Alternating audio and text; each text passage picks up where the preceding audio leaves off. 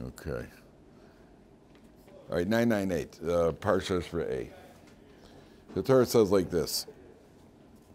Re'eh anochi nosei lifteichem hayom bracha u'klala. Look, I am 998. Look, I've placed before you today a blessing and a curse. Bracha u'klala. So let's just read a few psukim, and then we'll go back and analyze them one at a time. Moshe Rabbeinu says, look, I have placed before you today a blessing and a curse. That's how bracha asher tishma mitzvos Hashem lokecha. The blessing will be if you listen to the mitzvos of Hashem. Asher anochi mitzav ve'eschem hayom. Ve'aklala, the curse, im lo tishma mitzvos Hashem lokechem. If you don't listen to the mitzvos, obey the mitzvos. V'sartem min haderech asher anochi mitzav ve'eschem hayom. And you stray off the path. L'leches acharei Elohim achirim asher lo yad. The time you stray off the path to go after gods who you do not know. So the Torah starts off and he says, the first thing he says is look, re'eh, look. I mean, that's like in English you say to say, hey, look. Let me explain something to you. Look, you know, we say, what are you looking at? When you talk to somebody, you say, hey, look. Well, nowadays you say, look, bro, right? But okay, without the bro, you could just say, look, hey, look, hey, look. This is right nowadays. That's how people talk. So you say, hey, look. This is the point, you know, so and so. So the Torah says, Moshe Rabbeinu is saying to Jewish people, look.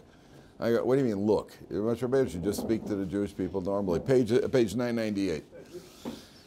So the commentators point out, first of all, he's saying, well, first of all, take a look at what happens when people are loyal to Torah and people are not loyal to Torah. Look down the line. Look down the line at what happens. The people who are loyal to Torah, people who live with a certain amount of restraint, self-control, values, versus those who live completely free, but without any sort of discipline. So at the moment, it appears that the ones who live without discipline are having all the fun. And the ones who have to, you know, got to get up to daven and you can't eat that, and you got to go over here and you got to, you know, bench licht by a certain time. Everything's a rule, a rule, a rule. But down the line, if you look, re'eh, look. Down the line, you see that there's a certain amount of blessing at the end of the road, whereas somebody who lives free and doesn't have any discipline, at the end of the day, then they end up empty and bankrupted. So I don't mean necessarily financially bankrupted, life bankrupted. So the first thing Moshe Rabbeinu says, hey, take a look. Look, the choices are there. And like anything else in life, if you expect to get it, it's going to have to be, like anything else, there's a certain amount of investment. You know, what's it, no pain, no gain. You know, you got to, but it's difficult, it's challenging, it's demanding. Yeah, 100%, it's demanding.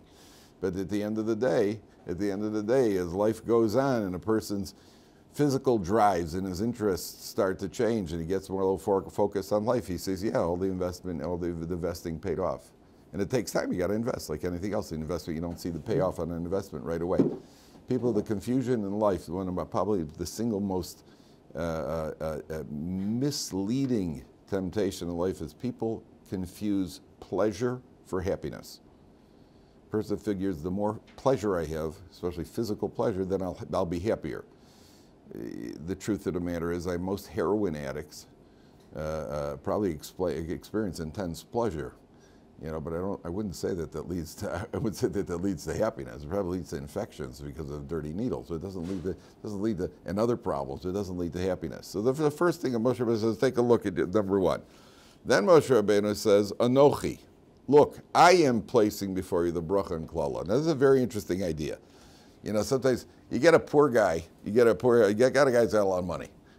And somebody says, you listen, money isn't going to make you happy. Now, a lot depends who's saying that. Because if it's a guy in the unemployment line who's telling you money's not going to make you happy, well, how do you know?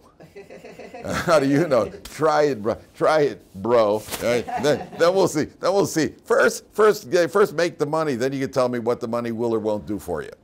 Right? Number one. Then you got another guy who's like super religious, talking to you about the reward, some abstract reward in the world to come. Well, how do you know? Right? Well, you know, I was at a class at Ohr Somayach, and they say, you know, some rabbi, some extremist told me about the reward in the world to come. Well, you don't know. You know, well, I saw it in the Torah. Okay, so you read it in the book. Comes along, you know, every time you get in a cab in Israel, every cab driver in Israel knows how to fix the Israeli economy. It's amazing. He's driving a cab, but he knows how to fix the Israeli economy. So your faith is what they say. The shoemaker's kids walk with or without shoes or something. Let's see what your own. What you tell me before you give it advice. If Warren Buffett walks into the room and starts talking about money, so everybody's listening. He's got something to say. Because he made it. So he could tell me what money is and what money isn't. Moshe Rabbeinu is saying to the Jewish people, I got both qualifications. Re'eh, look, Anochi, it's me speaking to you. Number one, says Moshe Rabbeinu, do you know that said the Medrash says Moshe Rabbeinu was wealthy? Moshe Rabbeinu became fabulously wealthy. He had a mine of San Perinon that opened up in his tent, some very, very precious type of metal or material, some sort of gemstone mine in his tent. I wouldn't mind that, If I a mine in my basement, I wouldn't mind the noise and the drilling. It would be fine. If there's a diamond mine in my basement, I'd be okay with it. I could handle that. My wife might be upset. They have to just clean up when you're done. Yeah, fine. Okay, don't worry. I'll buy a company that'll clean up. A cleanup company. So Moshe Rabbeinu was wealthy. He was tall. He was strong. We have all sorts of, the Gemara says he has also all the qualifications. The Gemara says that he became rich from the broken tablets. He got to keep the Shivrei Luchos, according to one opinion. So Moshe Rabbeinu was wealthy. He had all of anything that could be offered in this world. Plus, he went up to a mountain for 40 days and 40 nights. He didn't eat. Vegans would be so proud. He went up there. This was the special vegan diet. Moshe, 40 days, 40 nights, he didn't eat and he didn't drink. Right? And he went up there. So Moshe Rabbeinu has access to the heavens. So Moshe Rabbeinu is saying, it's me talking. I've got the qualifications to say it. I'm the guy, I could tell you. I had a driver's ed teacher once at high school. And he said my driver that day, he was also from the Army. I didn't have this. One of the guys here in the yeshiva told me he had a driver's instruction who had been a Vietnam War vet. There's a driver's ed instructor. He was a Vietnam War vet. He said, gentlemen, the greatest pleasure in life is killing someone. that was the driving instructor. Somehow that's not the guy you want. Somehow that's not. Maybe your coach on your what do you call it? Maybe the coach of your wrestling team. Yeah, but not your driving instructor. That's what a guy told me here. So if you get a guy who's qualified, to tell you what to be careful of. A guy could, but a guy doesn't know the first thing about it. What are your qualifications? So Moshe, the Torah emphasizes Re'eh, number one, look. Number two, Anochi. And Rav Shteinman Zatzal, he said, you know what the word Re'eh teaches you? Re'eh means open your eyes in general. Re'eh, open eyes in general. We go through life, we're half asleep. We go through life with our eyes half closed. And a person says, just look around. Look, what's the purpose of life? Just think a little bit. What's the purpose of life? What are we here for? What are we here to accomplish? What's our goal over here? Animals don't think. I don't believe there's ever been a leopard, a couple of leopards who are sitting together. One says to the other one, so what's it all about, Frank? Okay, we ripped apart a deer. Now, what's next? What's waiting for us around the corner? I don't believe leopards have ever discussed that. I don't think even dolphins are supposedly intelligent. There's a limit to their intelligence. Yeah, good. They know how to jump up in the air and catch the hoop. Right? Wow, there's somebody could train them to catch a hoop, but I don't think it goes much past that. They're not living with any forethought. A human being says, hey, look what life is about. Stop and think a little bit. Number one. Now, there is a problem here in the pasuk. Does anybody see it? There is, in the very first pasuk, there's an anomaly. Anybody see what it is?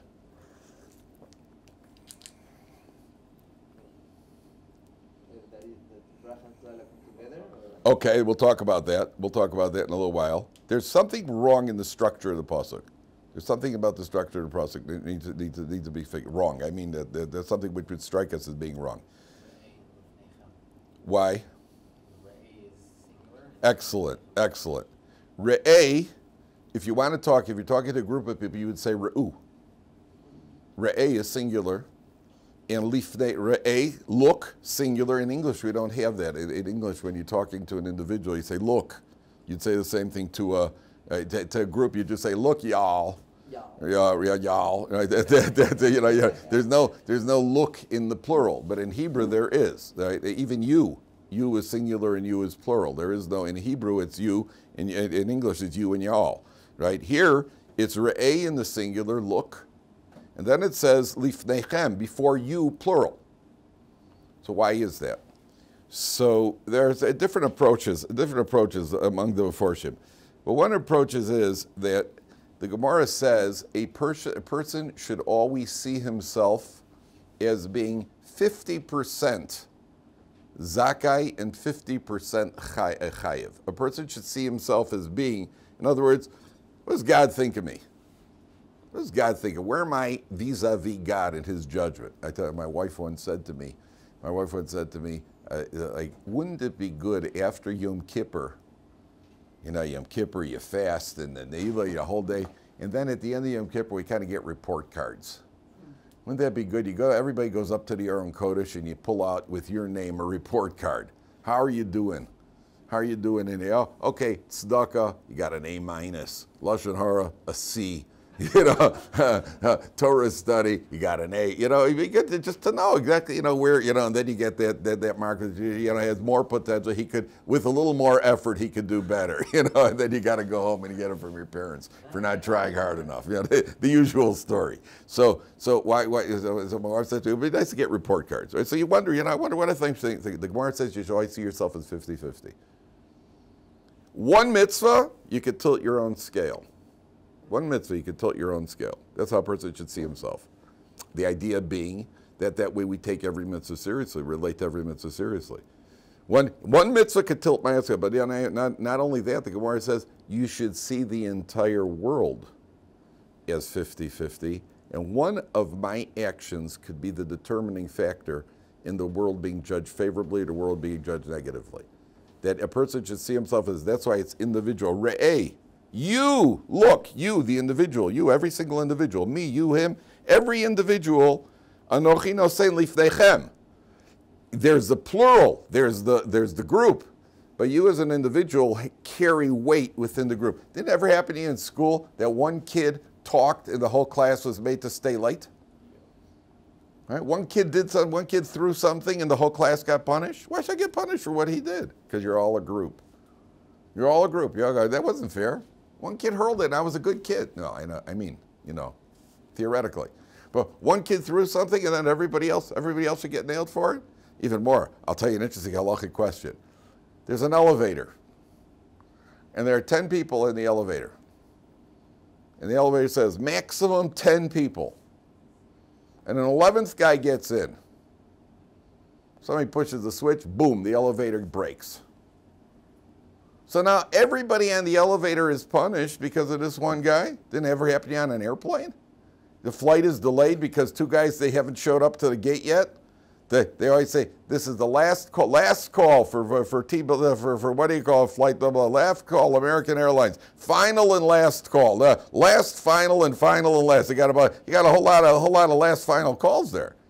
And what is it? It's because a couple of guys are still in a bar in the airport and they're waiting for them to get to the plane, to get to hurry up the thing. So the whole plane has to wait for these clowns? A whole plane has to land because somebody's not feeling well.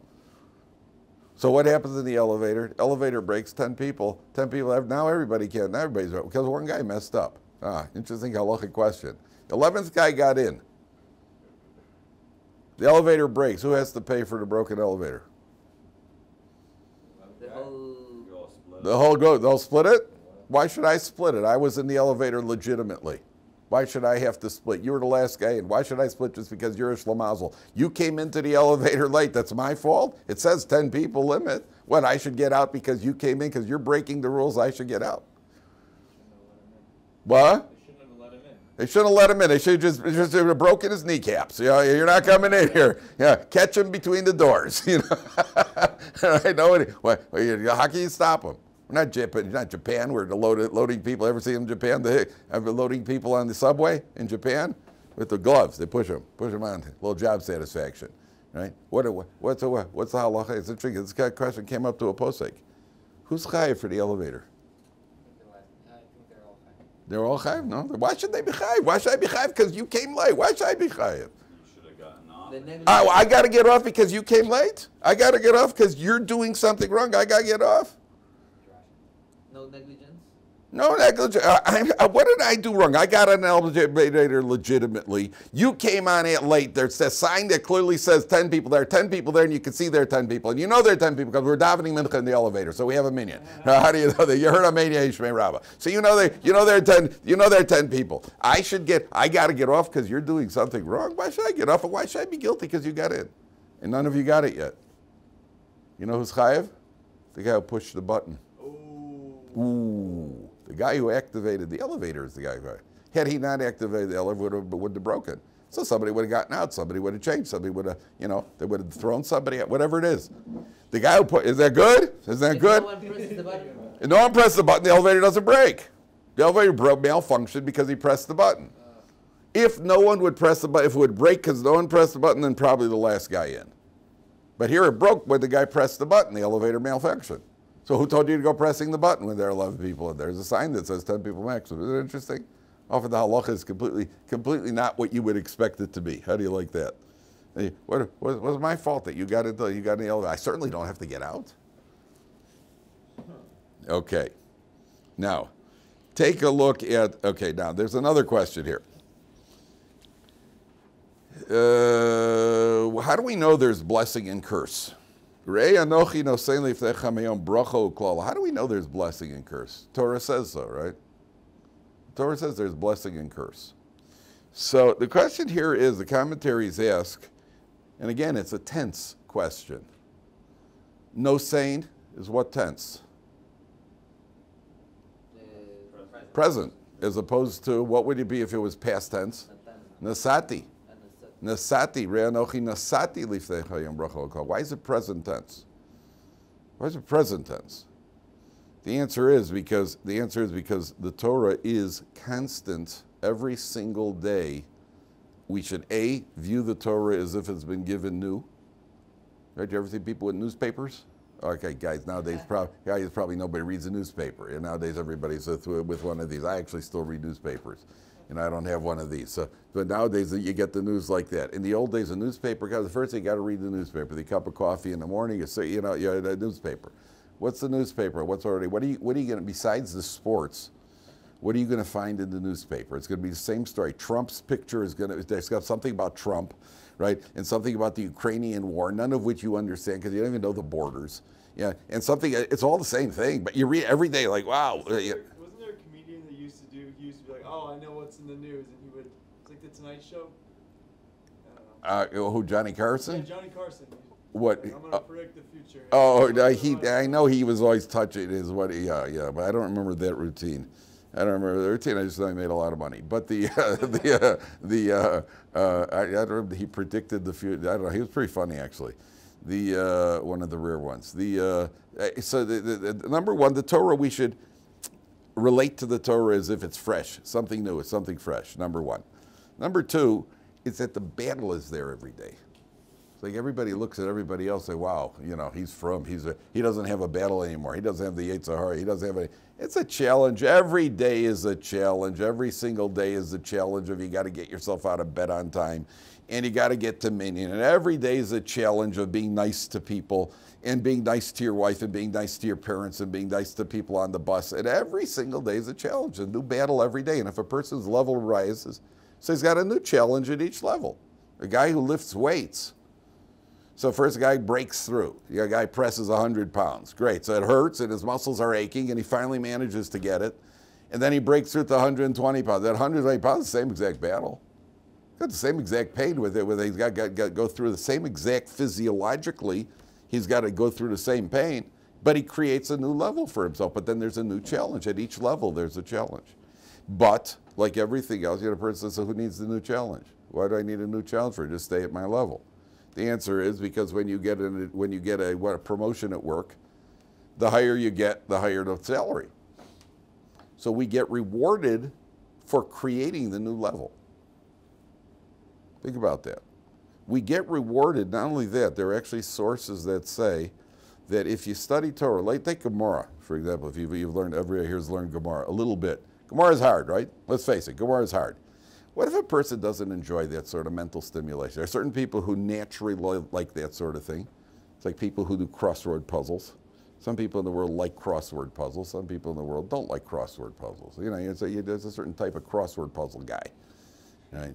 Some people like crossword. I don't like crossword puzzles. I'm not interested in crossword puzzles, okay? What happens if a guy comes to Gemara, and some guys love that challenge of trying to figure it out, and other people don't enjoy it. And the guy who doesn't enjoy it has to work harder, and he's frustrated, and eventually he breaks through and develops that taste. He develops a taste for Gemara, just like beer. Right? It's like they're developing a taste. Beer doesn't taste so good the first time you drink it. And sometimes people fight through and develop a taste. Right? I never have. Right? But some people do. So if you develop the taste, once you develop the taste for it, you love it. Right? Isn't that true? With beer, once you develop a taste for it, was beer good the first time you drank it? Definitely not. Have you developed a taste? Yes. There's a mitzvah. See? You did develop a taste? Of course. Why? I didn't. But okay, so we'll talk about it afterwards. Okay. A Blue Label, something else. But the way, yes, and I've developed a taste for it. That taste that happens automatically. So the same thing when it comes to Gemara. But the commentaries say, there are commentaries that say, when you break through in Gemara, you will be rewarded at a higher rate if you're a type of person who it wasn't your natural love. Because you had to work harder to get there. So even when you get to the point where you actually enjoy it and you're stimulated by it, you will still be rewarded at a higher rate. You'll be rewarded at the rate of difficulty in the beginning. That's what the before. Yeah, go ahead. I just wanted to ask about Anochi. You see some also by some commentary or something that could be a remiss to the first word. It is. The Jewish people It is very much. Yeah, they're definitely. Rei Anochi. Think about the Anochi at Har Sinai. Absolutely. Yeah, the Anochi. Hear what he's asking, because the Sefer Tzedibros goes Anochi Hashem Elokecha. So Anochi, there's no accident that there's not a coincidence. Yeah, very good, very good. Okay, now one of the commentators, Rabbi Moshe Feinstein, he says that everything in the world, including Torah, has the potential for bracha and klala. How do you like that? Re'ei anochi nosei lifteichem hayom bracha uklala. Every single thing that we encounter in life has the potential for blessing and for curse. Torah, let's say a person learns Torah in order to make people feel bad, that they don't have the same amount of knowledge that he has. The Gemara says about such a person, better he shouldn't have been born. So you can misuse Torah also. Let's say Torah studies Torah in order to become haughty and arrogant. Right? So you could misuse Torah. Everything in life, even snake venom, don't they use snake venom as for medications? And they use snake venom certainly as what do you call it? As certain what do you call it? They use it in certain what do you call it? Medicines, chemicals, whatever it is. It's got a purpose. Cyanide has a purpose. It could be used. Obviously, most of the time you want to avoid it. Right? You're better off with sushi. But even sushi has beneficial purposes. I haven't discovered any yet, but it does. What do you call it? The electricity. Every single thing could be used properly. It could be used for a bracha and it could be used for a klala. That's what Moshe Feinstein says. Okay, now look at the second pasuk. The bracha will be when you listen to HaKadosh Baruch Hu, and the v'haklala im lo tishma'u mitzvos Hashem Elokechem v'sartem min haderech asher anochi metzav eschem hayom. The klala will be that you'll stray off the path. Now, if you take a look, the idea, what does the word sartem mean? The sartem min haderech, you will stray off the path. Fourth line. What does sartem mean? When you think of straying, what do you think of? Wandering. Yeah, you just veered off. Right? You strayed off. And look at the end of the pasuk. You'll stray off after other gods who you never knew. What, you're going to stray off and immediately you're going to worship idols? Wow, there's quite a bit of straying, considering you strayed and next thing you know, you're doing the absolute worst avera possible. Right? That's pretty, wow, how did that happen? The answer is that if something veers off course, so at the beginning you don't notice much, but if a rocket is supposed to land on the moon, and they're just off by a couple of degrees over there at NASA, and then it takes off, over the course of time, the gap is going to become bigger. Then you're going to hear, Houston, we've got a problem. Right? What's the problem? Well, we were supposed to end up on the moon. Somehow we're getting near Neptune over here. So what happened over here? But it was just a little bit. It was just a little veering off. What happened? It was just veering off a bit. The answer is that you veer off a little bit. Who knows where that's going to lead to? So if a person understands that sometimes loyalty has to be loyalty. They asked the guy once, "Are you faithful to your wife?" He said, "Usually." What does that mean? There are certain things in life, there's no usually. It's like saying, well, I'm a skydiver. Does your parachute always open? Usually. Right? There's no usually in life, right? In that area. Certain areas there is. But then usually, yeah, usually. Usually the sky parachute opens, right? No, not usually. The minute you veer off over there, you're gone. And where will you end up? You could end up worshiping idols. You could end up doing the worst Avera. And that's how it works, because the same way that you build up muscle one step at a time, a person starts to, deteriorate one step at a time. It's not one step at a time. The Gemara says, you're not going to all of a sudden, one day take off your yarmulke and immediately go worship idols. Right? But what the Gemara says is the sky is the limit in both directions. That means the person could easily veer off in the other direction. And one day it's this, the next day it's this, the next day is this. There are a couple of Israeli brothers who are I just read an article of 2 Israeli brothers who are Buddhist monks somewhere in Sri Lanka. Sri Lanka. How do you pronounce it? In Sri Lanka? Sri Lanka, where is that? Sri Lanka's right below India. Right below India. Okay, that makes sense. Right?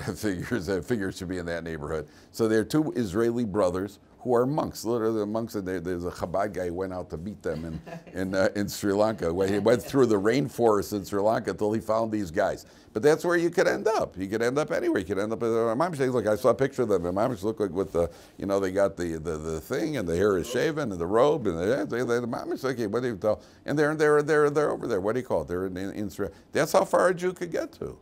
That's how far a Jew could get that far, and that didn't happen overnight. Doesn't happen overnight, but a person starts moving and wondering, one day is this, one day that. Next thing you know, the Gemara says you could go and worship idols. Okay, now there's another point I want to get to here. This pasuk also is, if you look, now this is something very strange in this pasuk. Take a look, read the pasuk again. Read the pasuk again in pasuk 28. Okay, let's read this pasuk again. And starting through it says like this. If you don't, the curse will be 3 lines from the top. Now pay attention carefully, because there's something you should jump up and yell this question. If you stray, if you don't obey Hashem, and you veer off of the path, now listen carefully, and you'll follow, you'll eventually get involved with foreign gods who you don't know. Implication, a diuk. What are we worried about? We're worried you're going to get involved with foreign gods that you don't know. What about the ones you do know? Oh, that's okay. Foreign gods that you do know, that's okay? You're only worried about foreign gods that I don't know? If somebody tells you, well, what about this idol over here? Oh, yeah, that idol, I know that idol. Yeah, that's good. Yeah. No, what about the ones you don't know that? We're worried about that. You're going to get involved with foreign gods? Yeah, what do you say? I think because he's gonna jump to it because he doesn't even know what is it really about. Oh, excellent, Moshe. Excellent. In other words, the ones that I know, they're futile. It's like everything else in life. Once you get introduced to it, all new ideas, everybody was always excited. Communism excited everybody, didn't it? Socialism, communism, everybody was all excited. Till you visited one of the dashas that the leaders have while you're starving and you've got potatoes in your yard which aren't enough for your family. I guess communism is bankrupt. This ism, that ism, this idol and that idol. Once you get to know the idol, but there's a foreign idol. Ooh, that's one's a good one. Yeah, now go. This one you got to see. Yeah, this is an idol you really gotta get to. That's what we're worried about. The ones you know already. Who's going to get involved with that nonsense? What do you call it? I had a guy in college. Who's a Catholic guy. He's a nice guy. He was a pitcher on the baseball team. So I was once talking. He wasn't too bright, but I was talking to him, and he was a Catholic. I said, "Hey Jerry, the Catholics, there's a belief in the church that when they hand out the wafers and the wine, there's a word, I forgot what the word is, the transmigration or something, I forgot what the word is, where the wafers are actually the flesh of Yash. What's it called? Transmutation. Okay, I wasn't too far. The wafers are actually the flesh of the Savior, and the wine is the blood of the Savior. And somehow through transmutation, they made it onto the tray in the church, and they pulled it out of the wafers out of a bag that says Hadar on the back. Here it says Manischewitz on the back, but somehow, well, he was a Jewish kid, wasn't he? So one way or another, that's his flesh and blood. So I said, Jerry, what do you think? He said to me, yeah, I've always had a lot of trouble with that one. That's what he said to me. He was a Catholic. So, you take a look and say, well, I don't know about that. Once you start investigating, you end up a little skeptical. But what about the one somebody says, ooh, let's go to India, let's go to Sri Lanka, let's go to Tibet, because they got some really good stuff out there. You can really get comfortable on a bed of nails, and what do you call it? And I mean, the stories guys have told me what goes on out there, and guys have eaten rice for 6 months, that sort of thing, ridiculous stuff. And then you get there, and eventually you dry up. You see, sometimes it's intriguing in the beginning, and otherwise people wouldn't be conned into it. But eventually you can see that this can't possibly be the purpose. This can't possibly be it. That's what the Torah is worried about. The Torah is worried about the ones you don't know about. Exactly what Moshe says. The ones you don't know about. Those are the ones that we have to be concerned about. Okay. Now let's go back. Let's go to Meir's question now. In Pasuk Chaf Tes.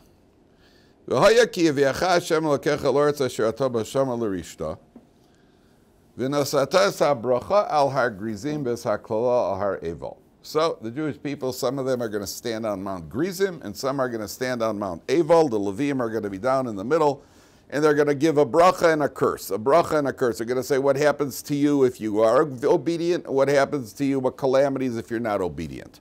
And later on, the Torah is going to describe the brachas. But over here, it's telling you that there's going to be two mountains, where the one is going to be the mountain of bracha, and one is going to be the mountain of curse. So the Mefarshim ask, why do you need two mountains? Get everybody up on the same mountain.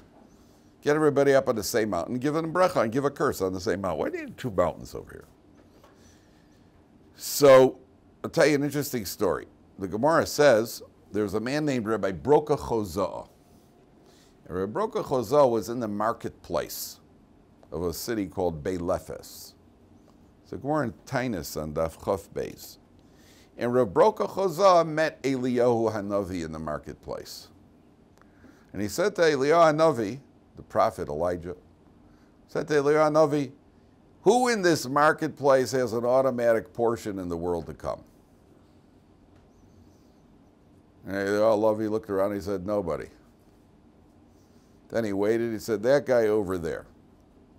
So Rav Broka Chozah went and spoke to the guy. And it turned out that this guy was a prison warden. And when Jewish girls would be put in the prison, he would protect them. Make sure that they're not violated in prison. That's the first guy. Then Rabbi Broka Chozah said, then Eliyahu said, oh, those two guys also.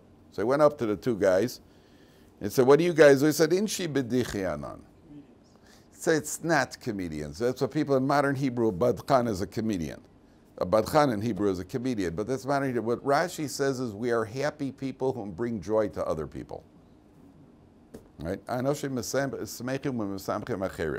people always translate it as comedians. You can make people happy in other ways, but you don't have to make people laugh to make them happy. You can compliment a woman, she won't laugh, but she'll be very happy. Right? It's there are different ways. It could be they made jokes also. I don't know. I don't know what it is. The point is, why was he asking? Why are you laughing? She might laugh. She might laugh, yeah. It depends how you say it, yeah. Yeah, there you go. You're laughing. It depends how you say it. Yeah, that depends what you say, depends how you say it. And don't mess up when you do, by the way. Make sure you get it right. Wow, it's a beautiful new skirt. I've had this for 14 years. I mean, yeah, it looks good, isn't it? Yeah, forget it. Just say, forget about your... So wow, what a nice painting. Yeah, we've had that painting for the last, we've had that painting, since the beginning of time. I said, no, I'm just, it gets nicer every day, just like you. Try to weasel your way out of it. So what do you call it? The question is, why was he asking him this?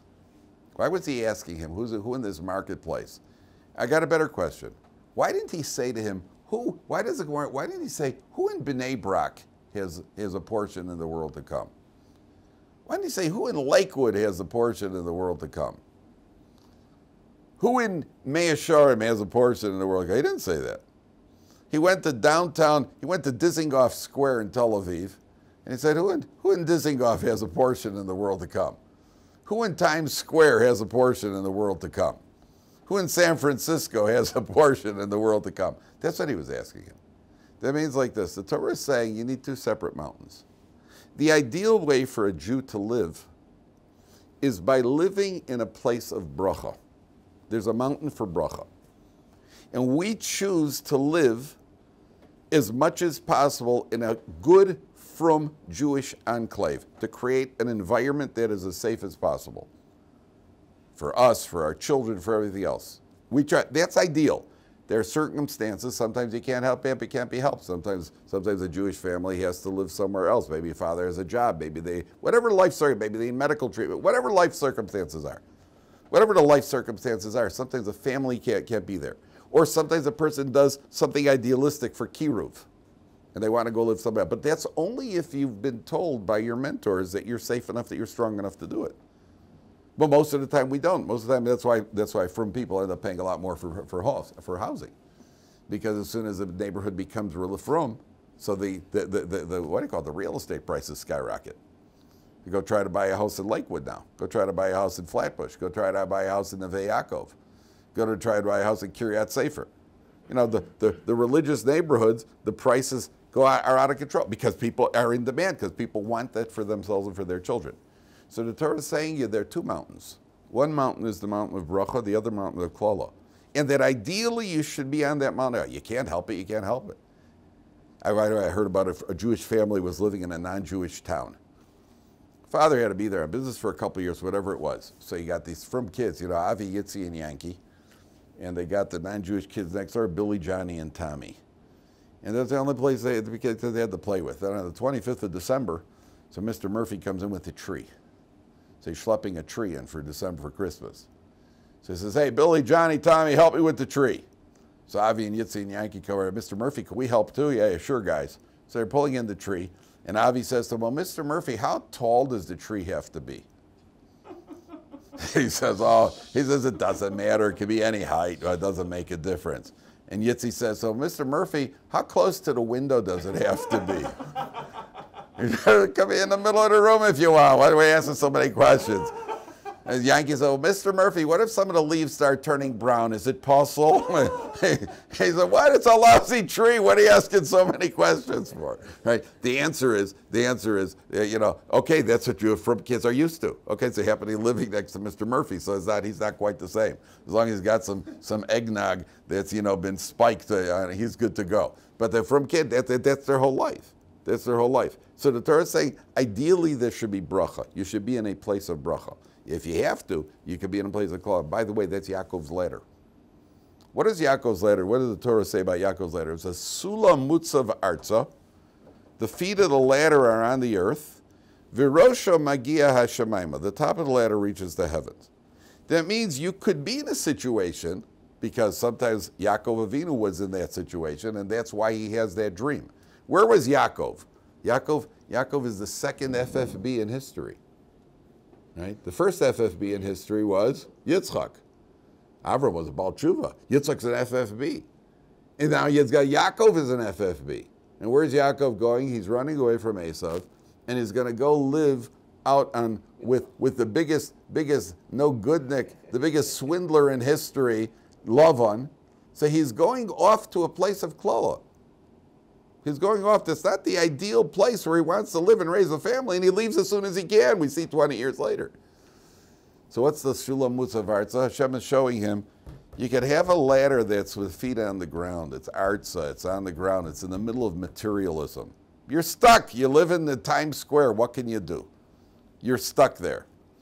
But you still have the potential, Rosh Magia Shemaima. That doesn't limit you. You still have the potential. You are able to get out of that. You are able to grow and climb all the way to the heavens. So ideally, we try to be on a mountain of bracha. But if we can't, you know, a person tries to do the best they can in all situations. Amen. All right.